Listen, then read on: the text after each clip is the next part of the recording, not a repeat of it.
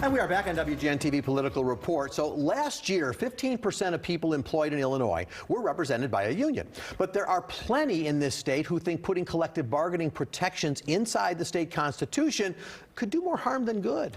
Joining me this morning from the other side of the debate is Austin Berg with the Illinois Policy Institute.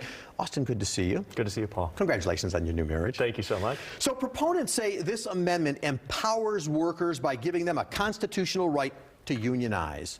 What's wrong with that, and why is that not true? I'll tell you what's wrong with it. So just this week, our team was speaking to a woman. Her name was Reverend Binion, and she moved to Park Forest, south suburbs, bought a house there for $98,000. The property tax bill on that house, Paul, $98,000 house, was $14,000 a year. And the saddest part about that story isn't just Reverend Binion. There are millions of Illinois homeowners who are paying some of the highest property taxes in the nation. Now, why are those property taxes so high? And that really gets to the heart of this amendment. They're so high because of the deals that are cut between government union leaders and politicians. Those are collective bargaining agreements. Those are the deals that they make. But it may make those houses more affordable for them. For example, a deal would be between Chicago Public Schools and the Chicago Teachers Union, for example. That costs taxpayers around the current one in the neighborhood of $2 billion a year. The problem with this amendment is that it gives government unions at that bargaining table unlimited power to demand whatever they want of taxpayer money, and politicians have no limits on what they can give away. But isn't that the negotiation? I mean, it takes two sides to agree, right? So sure, anybody can demand anything they want. That doesn't equal getting it. But taxpayers have no voice in that conversation, and what this amendment would do is permanently lock them out of that. And so people like Reverend Binion and millions of other middle-class Illinoisans like her who cannot afford higher property taxes are going to get stuck with that bill.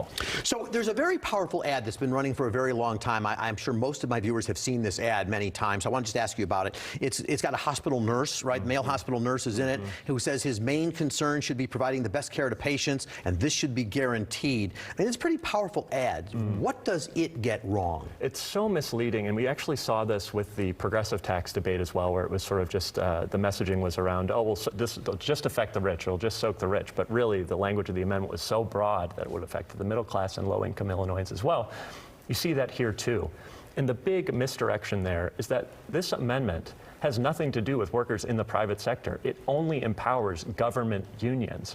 And the chief sponsor of the amendment actually said this himself. He said it only applies, as written, to the public sector, only to government unions. They get the power. And when they have that power, that's going to show up in the tax bill of every working Illinoisan, every construction worker, every nurse, every person who is in those commercials. Well, the organization you're with, IPI, filed a lawsuit against this provision, trying to get it tossed off, saying it's preempted by federal law. That lawsuit got tossed. But the latest polls do show that 71% of Americans do support unions. So isn't it the way Illinois should go? And how do you at least acknowledge that number and give the folks what they seem to be asking for? I think everybody in Illinois can agree workers deserve great protection. Right? That's left, right? Everyone can agree on that. And if that was the only thing in this amendment, that would be a different discussion. But that's not how the proponents wrote it. That's not how politicians and government unions wrote this amendment. They wrote it in such a way that gives government unions extreme, extraordinary power, more than any other state, and that's going to show up in the tax bills of every single Illinoisan. We conservatively estimate that the typical homeowner is going to see a property tax increase of around $2,100 over the next 4 years if this were to pass. That is not something that Illinoisans can afford. So let me take a step away from the notion of more money in those parts of the negotiation, because the other piece of this is negotiating safety conditions, working conditions. And so that everybody is concerned about. Now, you know, if you don't have this amendment, aren't we leaving a lot of faith in employers to have to do the right thing? And maybe some of them earn that faith, but maybe some of them don't. Well, in the government sector, we bargain over safety at work all of the time. That's already in law. Government unions are bargaining over safety with their employers all of the time. So that wouldn't really change whether this amendment passes or not. But in addition to the increased costs, we have to think about the other things that could be in these collective bargaining agreements, which would, if this passes, trump state law. So you could have collective bargaining agreements that say, we think this bargaining agreement should be secret. That would trump our Freedom of Information Act law. We could have a law that says, a collective bargaining agreement that says we don't want background checks anymore on workers working with vulnerable populations, seniors, veterans, people with disabilities. That would trump state law. So it's not only affecting the cost of government, which will go up, it's also going to affect the quality of government services. So I'm sure you remember Governor Rauner a few years ago unsuccessfully attempted to curb union power.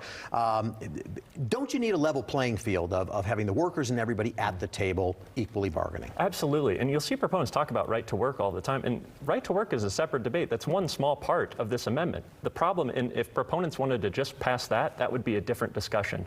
But there's so much more that this amendment does. It's so broad, they couldn't even tell you earlier what the effects actually will be. It's sort of a let's pass it and find out later approach. But it's going to have real costs for Illinoisans, and it's costs that they can't afford. Well, it's going to be a tough thing. We're going to watch it as it goes. But what I'm happy about is we've been able to provide our viewers with both sides, because it's confusing to a lot of people. I haven't read the amendment. It's the first thing on your ballot. Yeah, first thing on the ballot. Exactly. Yeah. All right. Austin Berg with the Illinois Policy Institute, thank you for being with me. Good to see you again. And one more break. We'll look at the week ahead when we come back. Stay with us.